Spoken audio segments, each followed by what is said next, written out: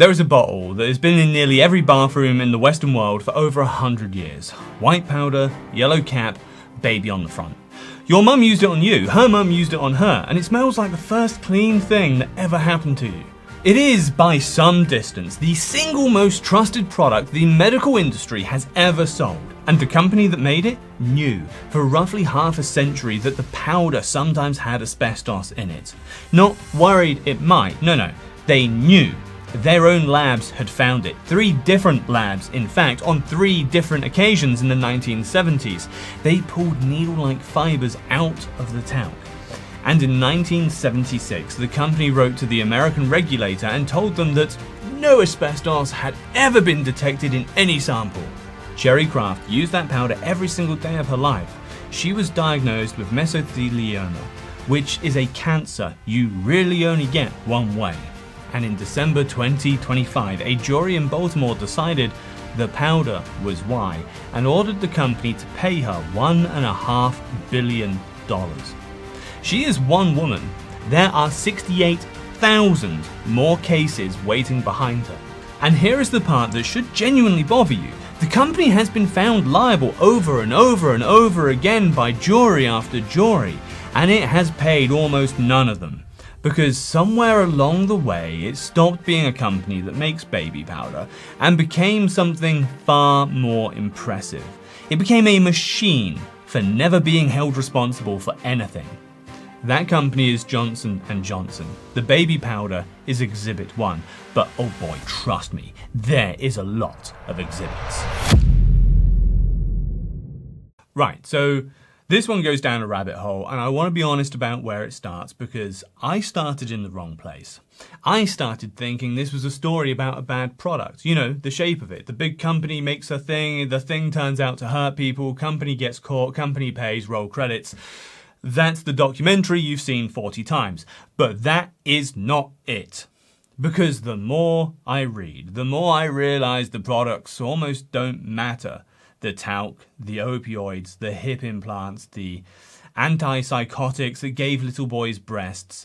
Take any of them out and the story doesn't change. Because the story isn't about any single thing that they sold. It is about the thing that they built underneath all of it. A set of legal and financial moves so good that getting caught simply stopped having consequences. This is the company that has been fined, has been sued, they've recalled and found liable more times than I could fit on the screen. And it is currently one of the 2 companies on earth with a credit rating higher than the United States government. So this isn't really a rap sheet.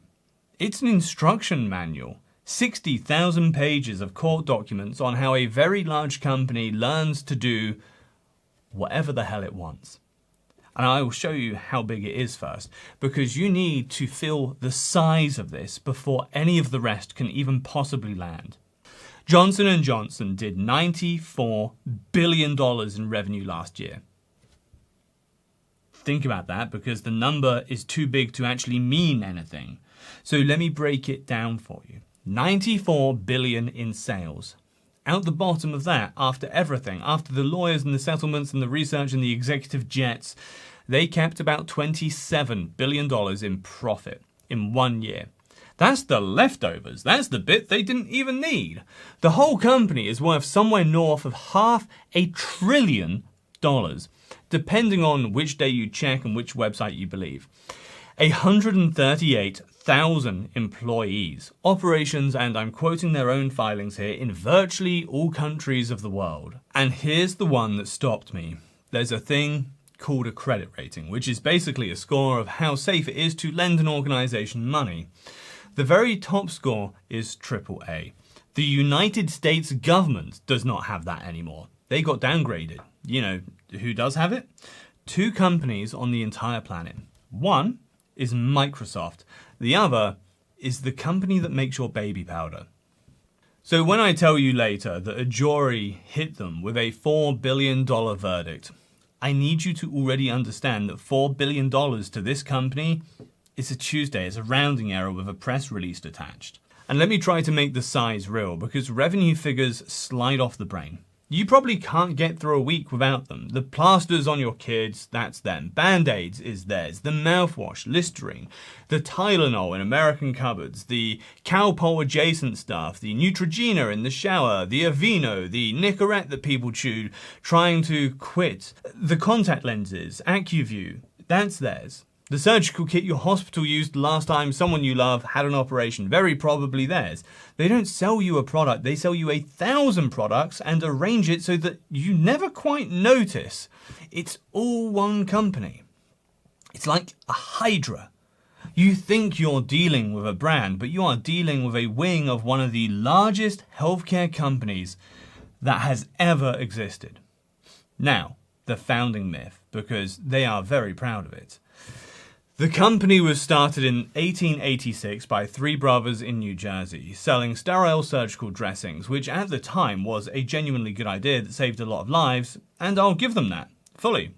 No sarcasm here. Clean bandages were not standard at that time. People died of infections all the time, and they died of infections of things we now consider trivial. Johnson & Johnson helped fix all of that. That is the seed of the whole reputation, and that seed was real.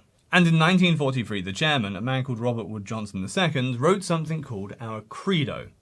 It still hangs in the lobby. It is carved into stone, actually, 8 feet tall in the headquarters. It is the company's soul, supposedly. They talk about it the way some families talk about scripture. And the very first line of it says the company's first responsibility is to the patients, doctors and nurses, to mothers and fathers, and all others who use our products. Mothers and fathers. Hold on to that one. We're going to be coming back to mothers and fathers more than once, and it is not going to feel good when we do. Because this is the trick, and it's worth understanding right at the top. The trust is the product. It's not the powder, it's not the pills, it is the trust. 140 years of nurses and clean dressings and a baby on a bottle, all of it doing one job, which is to make you not look too closely. And it works. It worked on me. I went into this expecting a normal corporate villain, and instead I found a company that's weaponized being nice. So let's stop trusting it for an hour, and let's look closely. We'll start where they started, with the powder. Talc is a mineral. You dig it up out of the ground. It is the softest mineral there is, which is exactly why it feels like that. You can grind it up and it becomes talcum powder. The problem with talc is geological, and it's been the problem from the very beginning. Talc tends to form in the ground right next to asbestos. It's the same kind of rock, same conditions, sitting in the same seams, so when you mine talc, you have to be very, very careful that you're not also mining asbestos, because asbestos, as we have all collectively agreed for about 60 odd years now, is one of the most reliable ways to give a human being cancer that we have ever found. There is no safe amount. That is the official position, not a little is fine. No, none. Johnson & Johnson knew talc and asbestos travelled together. Everyone in the industry knew that. The question was only ever whether their particular talc was clean. And the document said that often enough to matter, it wasn't. And that they knew that too. I'm not being dramatic, it's in the files. In 2018, Reuters did the work everyone else should have done years earlier. A journalist called Lisa Girion got hold of thousands of internal company records, memos, test reports, deposition transcripts, the lot, decades of it. And what those files showed was that from at least the early 1970s through to the 2000s, the company's own talc, raw and finished, sometimes was testing positive for small amounts of asbestos. And that executives, mine managers, scientists, doctors and lawyers all knew and worried about it among themselves, and did not tell the regulator or the public. It goes back even further than that even. There are reports from 1957 and 58 from a lab the company was using at the time, describing contaminants in the talc from their Italian supplier. The word they used was fibrous. The word they used was needle-like. If you know anything about asbestos, those are the words. Those are the exact words you do not want in a report about something you are about to put on a newborn baby. And then there's 1976. In 1976, the FDA was looking into whether cosmetic talc should be regulated for asbestos, and Johnson & Johnson wrote to them and assured them that no asbestos had been detected in any sample of their talc produced between December 72 and October 73. Except by then, at least 3 different tests by 3 different labs between 72 and 75 had found asbestos in the talc, one of them at levels the company's own people described in writing as rather high. So they knew. They were asked directly by the regulator, and they said no. Lovely. The day the Reuters report came out, the share price dropped about 10%, which wiped roughly $40 billion off the value of the company in an afternoon. $40 billion. The market understood instantly what it meant, even as the company called the reporting one-sided, false and inflammatory, and insisted, as it always insists, that its talc does not contain asbestos and does not cause cancer. I want to do one more on the cover-up, because it is the single most contemptible small thing I found in the entire story, and it only fully surfaced a few months ago. So back in 1977, a medical journal called The Lancet, which is one of the most respected on earth, published a short commentary defending the safety of talc. No author's name on it, just an anonymous piece of expert reassurance, the kind of thing doctors read and absorb and trust, and for 49 years it sat in the scientific record as independent science. In March 2026, The Lancet retracted it because 2 historians proved that the anonymous author was actually in fact a man called Francis Rowe, who was a paid consultant for Johnson & Johnson, and he had written the piece and then revised it according to notes from the company before publication. And we know this because they found the letter. Rowe wrote to the company's medical director and said, and I'm quoting here, "I think I have met your 2 points." He met their 2 points in The Lancet, anonymously, and it took until 2026 for anyone to pull it. The journal called it a clear breach of publishing ethics, which is a very calm way of describing planting fake independent science to reassure mothers about a product you suspect gives people cancer. Now I've got to be a little bit careful here, and I'm going to be, because this is exactly the spot where this kind of video usually cheats, and I'm not going to. There are 2 separate cancer questions with talc, and they are not equally strong, and anyone telling you that they are is selling you something. The first is mesothelioma. This is the asbestos cancer. It is the signature one. You basically only get it from asbestos exposure, and the link between asbestos-contaminated talc and mesothelioma is about as solid as the kind of thing gets. When a jury gave Cherry Kraft $1.5 billion in Baltimore, that was mesothelioma.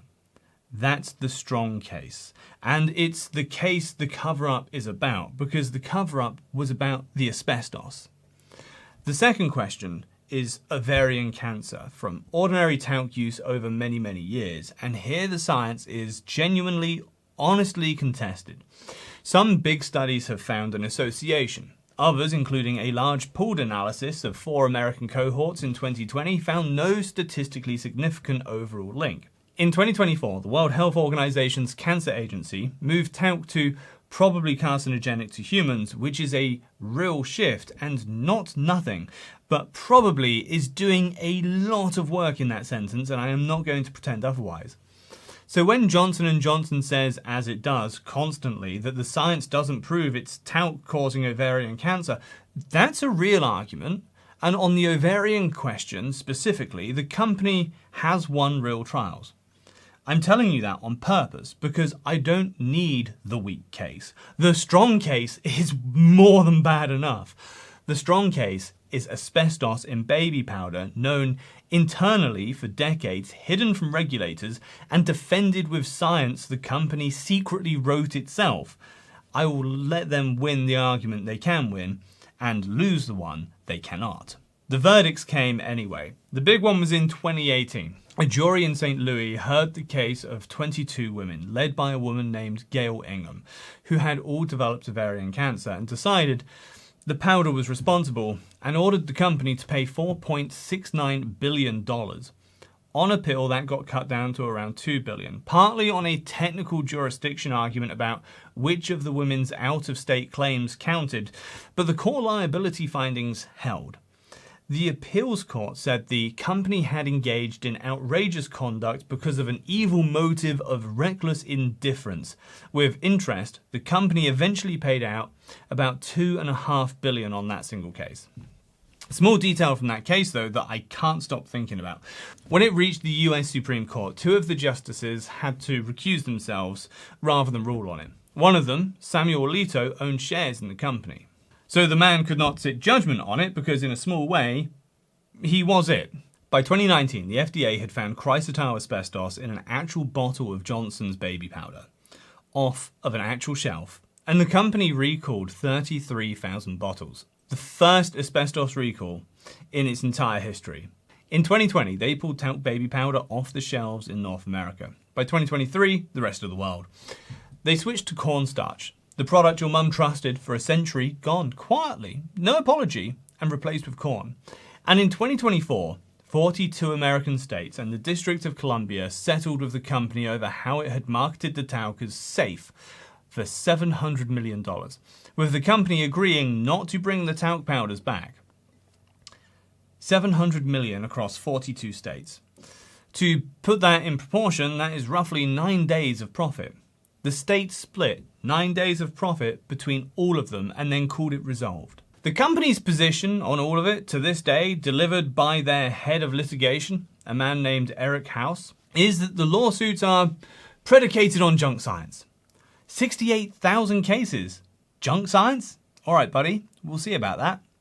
Because here's the throw forward, and this is the one that matters. This is the spine of the whole thing. When the verdict started landing, when juries kept agreeing with these women, the company did not pay up. And it did not simply fight every case in court like a normal defendant. It did something that almost nobody had ever done before. It reached for a maneuver so audacious that bankruptcy law professors at Harvard wrote letters to the court about it. Make note of that because we're coming back to it, and when we do, it's going to explain everything. But for now, just know the powder was just the start. And let's look at what they did to children. I need to explain how a drug company actually sells things, because once you understand the machine, half of what follows is just the same machine pointed in different directions at different products. You'd think a drug company sells drugs to patients. It doesn't. It can't really talk to you directly, not for the serious stuff. So instead, it sells it to your doctor. Your doctor is the one who decides what goes into your body, which means your doctor is the customer. And the entire apparatus of a pharmaceutical company is built around one question. How do we get doctors to prescribe more of our thing? Sometimes the answer to that question is fine. The drug's good, the doctor likes it, off you go. That's most of medicine, most of the time. And I don't want to be the man who tells you that every pill is a conspiracy, because that's just simply not true, and that's dangerous. And sometimes the answer, though, is what Johnson & Johnson's subsidiary did with a drug called Topamax. Topamax was approved for epilepsy, but the company wanted doctors prescribing it for psychiatric conditions that it wasn't approved for, because it's a much bigger market. So they ran something called, and I promise you I am not making this up, the Doctor for a Day program. They paid outside doctors to come along on sales calls. An actual doctor hired by the company riding shotgun with the sales reps to lend medical credibility while they pitched the drug for uses that it had not been cleared for. In 2010, the subsidiary pleaded guilty to misbranding, and the whole thing cost them over $81 million. Doctor for a Day, as a name for it? Yes, someone actually sat in a meeting and named it that out loud, and nobody in the room said, maybe we shouldn't write that down. But Topamax is the warm-up. The main event is a drug called Risperdal, and Risperdal is where this stops being funny. Risperdal is an antipsychotic. It's a serious drug with real uses, and it genuinely helps a lot of people with schizophrenia. And I want that on record before I tell you the rest. It was approved for adults, and the company, through its subsidiary Janssen, wanted it prescribed to 2 groups that it was not approved for, and it was not safe for: children and the elderly. Let's do the elderly first, because it's the one that people forgot.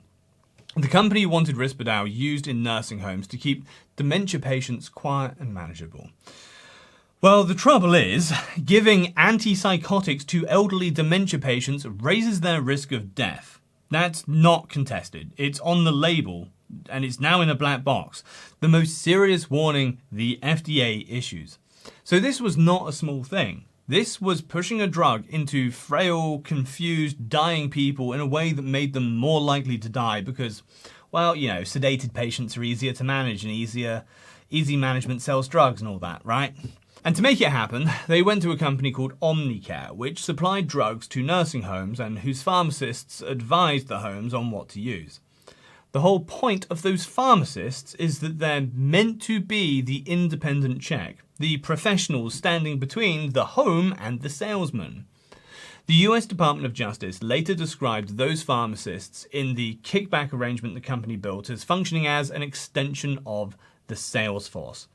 They paid the referees to play for their team. And then there was the children. Risperdal raises a hormone called prolactin. And in boys, elevated prolactin can cause something called gynecomastia, which is the growth of real female breast tissue. Not puffiness, not a bit of weight, breasts. In boys. Sometimes severe enough to need surgery, to need a mastectomy on a child. The former head of the FDA, David Kessler, testified that the company knew by 2001 that Risperdal could do this. They marketed it to the children anyway. There was a boy called Austin Pledger who was autistic, prescribed Risperdal as a child and who grew 46 double Ds. There was a boy called Nicholas Murray, prescribed it at 9 years old, who developed gynecomastia and who took the company to court. And in 2019, a jury in Philadelphia awarded him $8 billion in punitive damages. $8 billion. And I'd love to tell you that he actually got it. The judge reduced it to $6.8 million.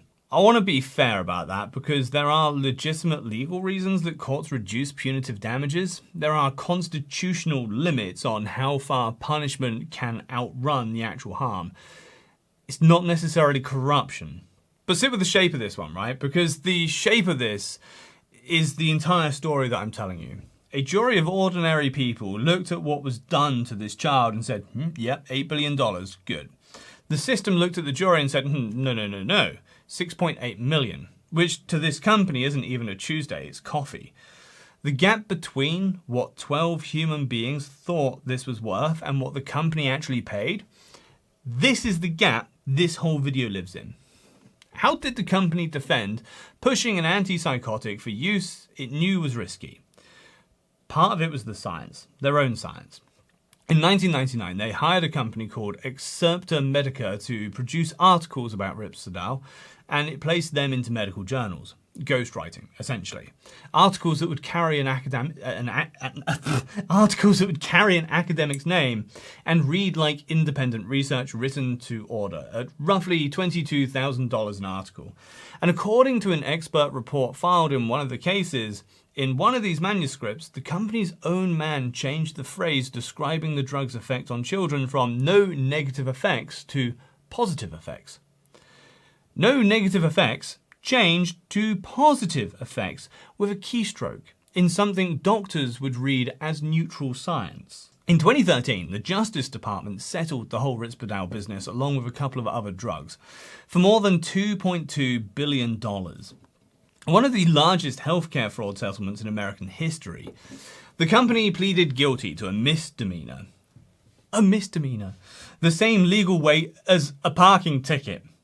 The whistleblowers who exposed it, the insiders who came forward, shared $140 million between them under the rules that reward people who report fraud. I mention that because it tells you something important. This didn't come out because the company confessed. It came out because people on the inside couldn't carry it anymore. 2.2 billion. Set it next to 27 billion a year in profit, and you're starting to see the maths. You're going to see it the whole rest of the way down. Right. So I have given you the powder, I've given you the pills, and now I want to do a fast round, because honestly any single one of these next ones would be the worst thing most companies would have ever done. But for this one, they're just the bits in between the headlines. So here we go, quick round, keep up. Every one of these is real, every one of these is sourced, and one would, on its own, be the defining scandal of a normal company's entire existence. The Phantom Recall. Around 2008 to 09, the company's consumer division found that some batches of children's Motrin weren't dissolving properly. Defective. Now, when you find a defective batch of children's medicine, there is a process for that. It's called a recall. You announce it, you tell parents, you take it off the shelves in public, and you eat the embarrassment because the embarrassment is the price of the kids being safe. Well, they didn't want to do that. The public recall, it looked bad. So instead they hired a contractor and sent people into shops to quietly buy up all of the defective Motrin off of the shelves, pretending to be ordinary customers. Just buying it all up, store by store, so nobody would ever know there had been a problem. The instructions to those contractors later became public because Congress went looking, and one of them said, in capital letters, there must be no mention of this being a recall of the product. The instructions told them to go in and, if anyone asked, just say they were checking the distribution chain.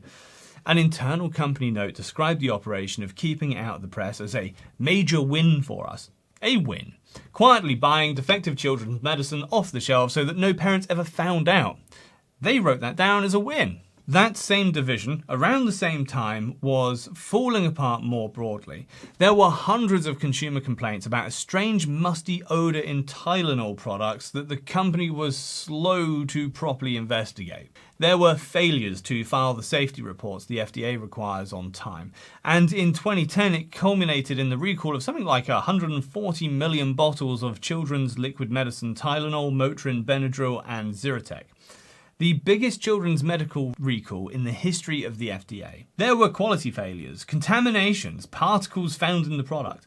A plant in Pennsylvania was shut down under a federal consent decree, which is the regulator essentially taking the keys off of you. And in 2015, the subsidiary pleaded guilty to selling adulterated medicine and paid a criminal fine. For a company whose entire brand is the safe one for your children, that's quite the run. Okay, next, the hips. The company owns an orthopedic business called DePuy, and DePuy made a metal-on-metal hip implant called the ASR. Metal-on-metal was sold as the durable option, the one for younger active patients who didn't want to be replacing it again in 10 years. Well, the problem is, metal grinding against metal inside of a living human being, but it sheds metal. Tiny particles of cobalt and chromium ground off with every step and then released into the surrounding tissue and into the bloodstream. There's a name for what that does. Metallosis. It poisons and kills the tissue around the joint. The metal ions circulate through the rest of you, where cobalt in particular is not something you want elevated levels of for years. The ASR was failing in roughly 1 in 8 patients and within 5 years. 1 in 8. Every failure meaning another major operation, opening the person back up to cut out the implant that was poisoning them, often with the surrounding tissue already destroyed. They recalled about 93,000 of them worldwide in 2010. The settlements ran to around $2.5 billion. And reporting in the British Medical Journal, citing internal documents, indicated the device was being quietly phased out for commercial performance reasons, even while the safety questions were piling up. There was a separate hip line, the Pinnacle, where a Texas jury hit them with $502 million over 5 plaintiffs. The medical device failures were big enough and global enough that they became part of a huge international investigation by journalists called the Implant Files, which pulled together millions of records on how badly tested devices ended up inside of people all over the world. Next, the mesh. Another subsidiary, Ethicon, made surgical mesh that was implanted in women transvaginally to treat pelvic organ collapse and incontinence. Fairly common conditions, often after childbirth. When the mesh works, fine. When it goes wrong, it went wrong for a lot of women. It is genuinely horrific. The mesh erodes, it hardens, it shrinks, it cuts into the surrounding tissue and organs from the inside. Chronic pain that doesn't stop, infection, pain during sex severe enough to end relationships, nerve damage, and because the mesh is designed to fuse with your tissue, once it's gone wrong, getting it out is brutal. We're talking multiple surgeries, and sometimes it can't even be fully removed at all. women were left disabled by a product sold to them to fix a manageable problem. In Australia, a federal court judge, Justice Anna Katzman, found the device defective and found that the company had engaged in misleading conduct about the risks. The company appealed, lost, tried to take it higher, lost again, and in 2023 settled for 300 million Australian dollars, the largest product liability class action settlement in the country's history, covering thousands of women. The judge who approved the settlement noted that the company had dragged out the dispute interminably and described the compensation as being at the lowest end of what it could be called fair, because by the time you've waited that long, fair is whatever is left. In California, the company ended up with a final judgment of over $300 million for deceptive marketing of the mesh. There was a separate settlement with 41 states, and in 2019, the FDA finally ordered this type of mesh off the American market altogether. Two more, really fast, because I am aware this is becoming a list, and the list is kind of the point. There's a bladder drug called Elmeron, made by a subsidiary, prescribed for a painful chronic bladder condition, and it's been linked to a specific kind of retinal damage, a maculopathy, that can damage or take your eyesight. Researchers flagged the link in 2018. The company didn't add a warning about retinal damage to the label until 2020. People took the drug for their bladder and some of them lost their vision and went blind during the window when the warning label could have been there and it wasn't. And then there is the bribery, because of course there's bribery. In 2011, the company paid $70 million to settle US charges that its subsidiaries had bribed publicly employed doctors in Greece, in Poland, and Romania to use its drugs and its implants, moving the money through sham contracts and offshore companies to attempt to keep it hidden. And as a special flourish, that it had paid kickbacks to the regime of Saddam Hussein under the United Nations Oil for Food program, falsifying UN contracts to disguise the payments. A company that wraps itself in a stone credo about responsibility to humanity, paying kickbacks to Saddam Hussein. Sure. Alright, so that is the side quests done. Defective children's medicine bought off of shelves in secret. Metal hips poisoning people 1 in 8. Mesh that erodes in women from the inside and disables them. A bladder drug that takes your sight. And bribes to doctors across Europe and kickbacks to Saddam Hussein. That is the material I am rushing through. That's the B list. Now let me show you the one with the highest body count, because we need to talk about who actually supplied the opioid epidemic. Everyone knows the opioid crisis story now. You know the Sacklers, you know Purdue, you know OxyContin. You know the number is somewhere past 500,000 Americans dead and still climbing.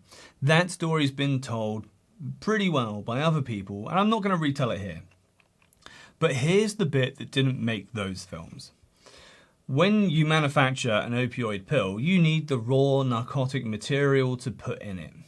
The actual active drug, derived from the opium poppy, refined into a controlled substance that goes into the tablet.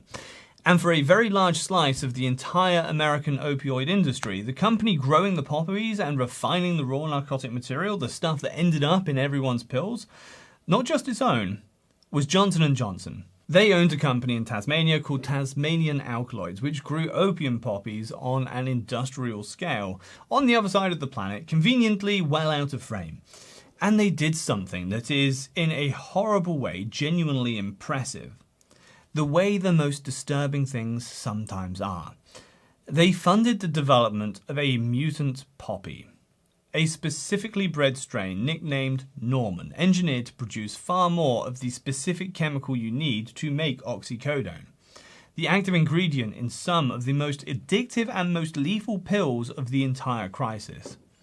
So picture the whole thing for a second. The crisis ramps up, the prescriptions flood out, the country starts burying people, and quietly on a poppy farm in Tasmania, the company that has bred a super poppy to pump more raw oxycodone precursors into the supply chain is the baby powder company. One of the lawyers who took them to court, a man named Brad Beckworth, put it about as plainly as it can be put. He called Johnson & Johnson the kingpin of the whole industry. And they sold their own finished opioids too. Janssen made a fentanyl patch called Duragesic and a pill called Nucynta, and marketed them using exactly the same playbook that everyone else was using in those years, including pushing a concept called pseudoaddiction. Okay, I want to explain pseudoaddiction because it might be the single most cynical idea in the whole crisis. The concept goes like this. If a patient on opioids starts showing the behavior of an addict, getting desperate, watching the clock, begging for more of the drug, seeking it out, that's not actually addiction. I mean, they're not actually addicted. It might just be that they're in genuine pain and simply aren't getting a high enough dose. And so the solution is obvious, and conveniently, miraculously, the solution's more opioids. Go on, read that one again slowly, I dare you. The signs of addiction were reframed in the marketing as evidence that you should give them more. The warning label was rewired into an accelerator. A doctor watching a patient spiral into dependency could be told by material tracing back to the manufacturers that what they were seeing was under-treatment. And the answer was to go up. In 2019, the state of Oklahoma took Johnson & Johnson to trial on its own, the first opioid case in the nation to reach a verdict, and won. A judge named Thad Bolkman found the company liable for helping fuel the epidemic in that state and ordered it to pay around $500 million. And then, in 2021, the Oklahoma Supreme Court threw it out. Not because they decided the company was innocent. They read the ruling and they threw it out on a legal point that the specific law the state had built its case on, a public nuisance law, the kind of statute meant for blocked roads and polluted streams and noisy factories, didn't properly stretch to cover the marketing and sale of a prescription drug. The company's conduct wasn't really the question of appeal. The choice of legal tool was. The tool was ruled wrong, and so the $500 million finding just simply evaporated, conduct and all. There it is again. You're seeing the pattern now, aren't you? The exact same one from the boy with the $8 billion verdict. The finding gets made by people who heard the evidence, and then upstairs, somewhere away from the evidence, the finding just gets unmade. The company did pay into the big national opioid settlement in the end, up to $5 billion over roughly 9 years as part of the larger $26 billion deal alongside the drug distributors. And it left the opioid business entirely in 2020. But look closely at what that settlement made them promise, because the promises are the confession. As part of the deal, Janssen agreed not to use sales representatives to promote opioids, not to pay speakers or so-called key opinion leaders to promote opioids, not to fund medical education that promotes opioids, not to lobby on opioid-related matters, either through itself or through third parties. You do not extract that list of promises from a company that wasn't doing those things. You don't make someone swear off behavior they never engaged in. That whole list is a description of the conduct with the word settlement stapled over the top of it. $5 billion up to, over 9 years, for a central role in a crisis that has killed more Americans than the Vietnam War, Korea, and the September 11th attacks combined several times over, against $27 billion a year in profit. And you keep waiting all the way through this for the moment the company actually gets hit. The moment the verdict sticks and a number lands that genuinely feels, that changes the behavior. And it keeps not coming. The verdicts come and then they sort of shrink and disappear, or they vanish on appeal, or they settle for pennies on the harm, or they just never get paid at all. So I keep asking the obvious question, how? How does a company lose this consistently, get found liable this many times by this many juries, and remain one of the 2 safest companies on the planet to lend money to? How do you absorb 68,000 cancer claims and then, with a straight face, reverse the money you'd set aside to pay them? And then I found the maneuver, the one I told you to hold on to. And all of it. Every chapter finally makes sense. Let me show you how they keep getting away with it.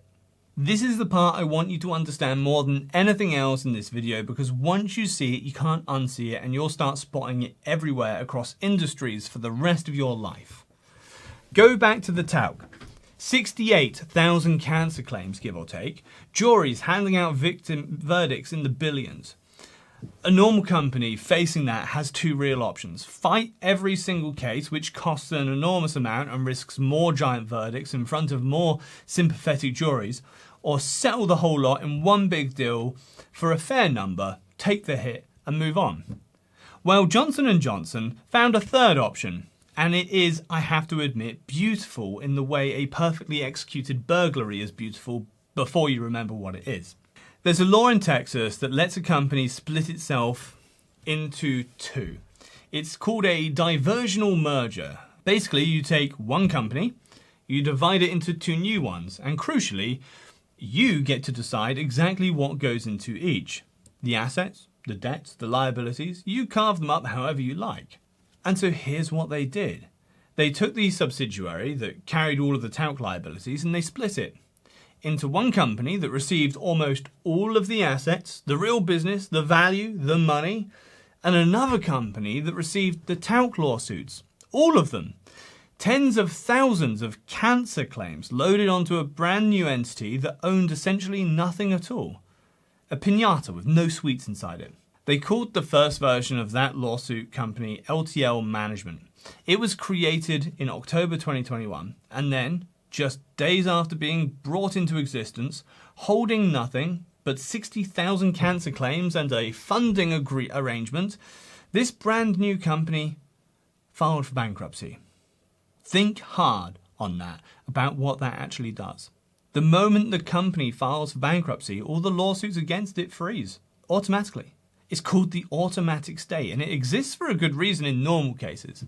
But here, every one of those cancer cases, every dying woman waiting years for her single day in court, froze the instant this newborn shell company declared itself broke.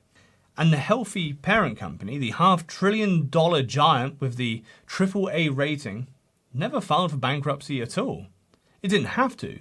It just carved off a doomed little iceberg with all of the claims welded onto it, shoved it out to sea, and then carried on exactly as before. The lawyer for the cancer victims had a name for it. They called it a bankruptcy to avoid bankruptcy. One of the federal appeals court's judges, a man named Thomas Ambro, looked at the funding deal propping this shell company up, called it an ATM disguised as a contract. Because that's what it was. The shell was never independent.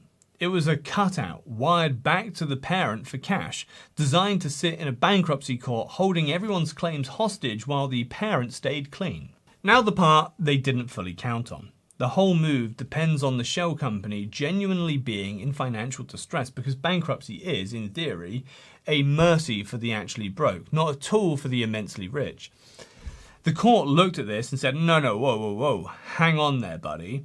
This little company is backstopped by Johnson & Johnson, one of the richest companies in the world, and it's standing directly behind it. Contractually obligated and obliged to fund it. It is not in distress.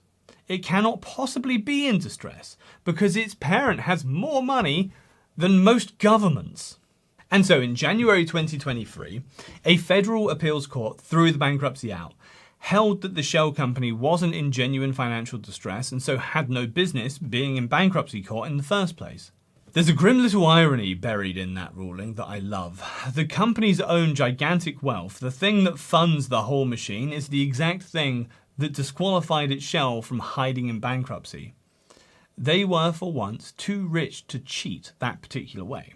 You want to know how committed they were to this little strategy, though? After they lost that appeal, they refiled the bankruptcy again. About 2 hours later, the same afternoon, 2 hours, the court threw that one out as well. So what do you think they did? Well, they tried a third time, obviously.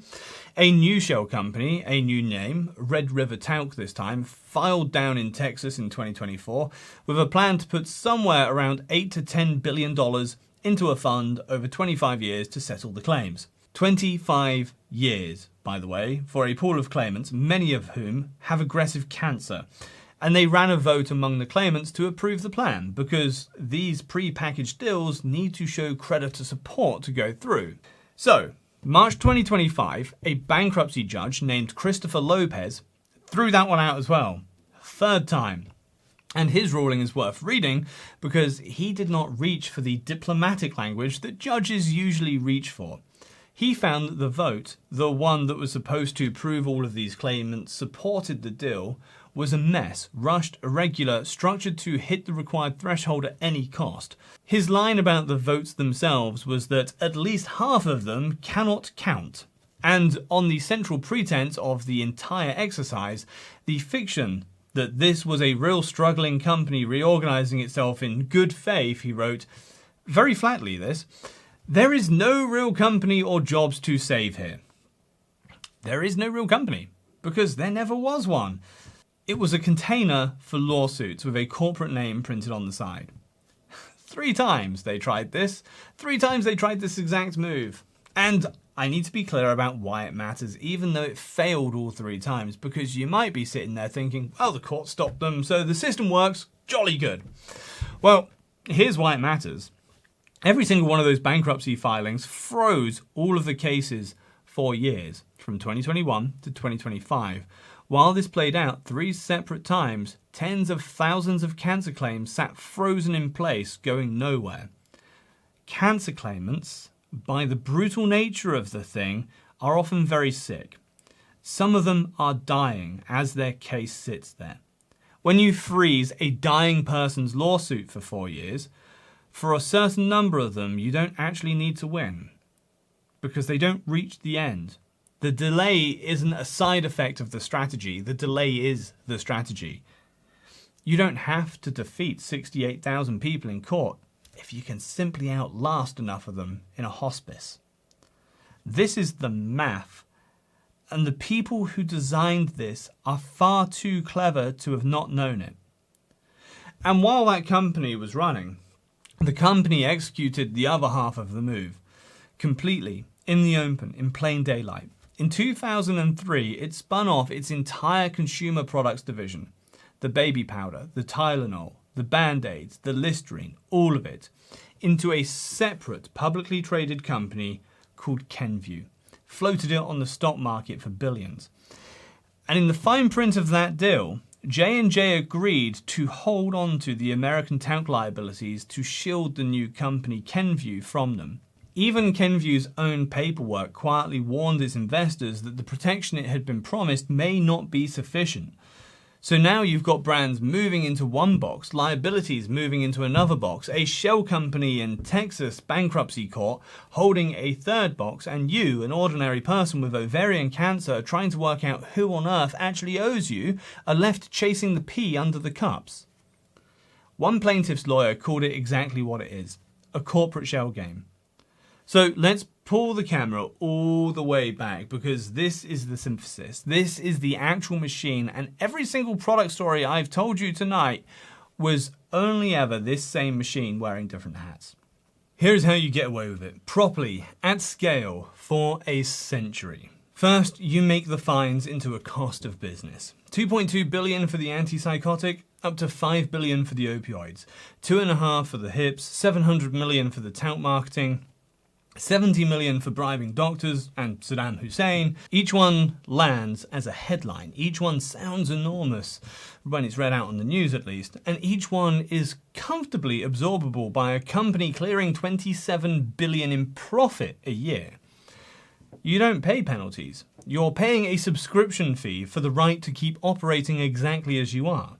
Second, you shrink the verdicts that you can't dodge. 8 billion becomes 6.8 million. 4.69 billion becomes 2. You appeal and appeal and appeal, and the giant jury number that frightened everyone and made the headlines, it quietly becomes a small number that fits inside the petty cash. Third, you unmake the findings that you can't shrink. Oklahoma's $500 million opioid verdict, gone on a technicality of which statute was used.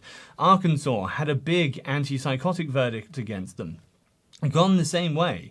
The conduct itself never re-examined, never retried, just the legal tool ruled improper and the whole finding collapses with it, like a building condemned over a paperwork error while everyone inside walks free. Fourth, you just write your own science. The ghost-written commentary in The Lancet that stood for 49 years. The Risperdal articles where no negative effects became positive effects.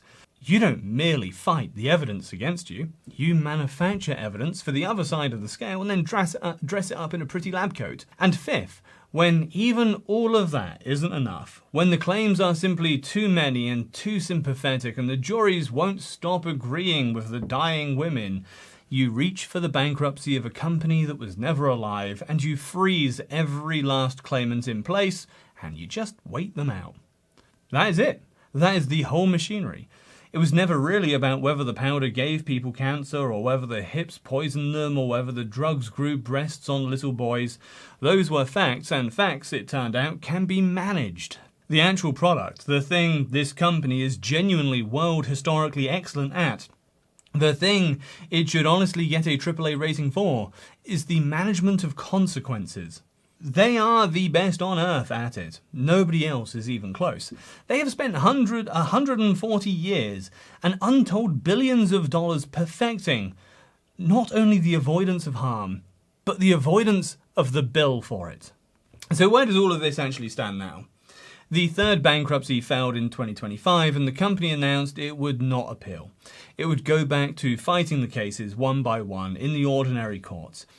And then it did something that tells you everything about how it sees the people suing it. It had set aside around $7 billion in reserves to deal with the talc claims.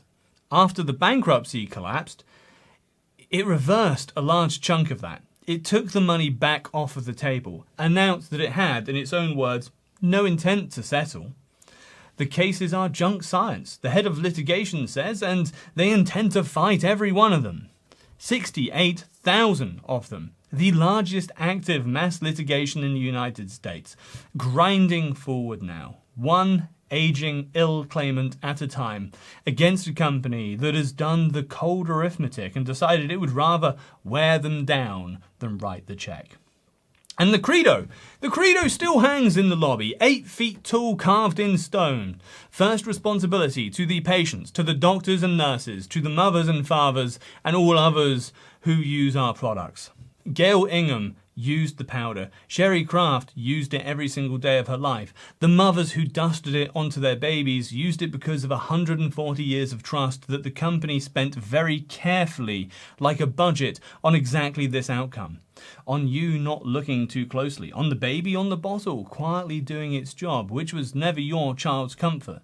It was your inattention. I keep coming back to the memos from the 50s, the words needle-like. Somebody read that in 1958 about the powder they were selling to mothers for babies and decided the correct response was to do nothing. And then somebody in 1976 decided the correct response was to tell the regulator no. And the company those people worked for is, today, this afternoon, rated a safer place to put your money than the government of the United States of America. It turns out you really can do almost anything to almost anyone. You just have to be very, very good at the part that comes afterwards. All of these numbers have been checked more times than anyone would care to admit. They are real. Every single one of them is real. And that's Johnson & Johnson.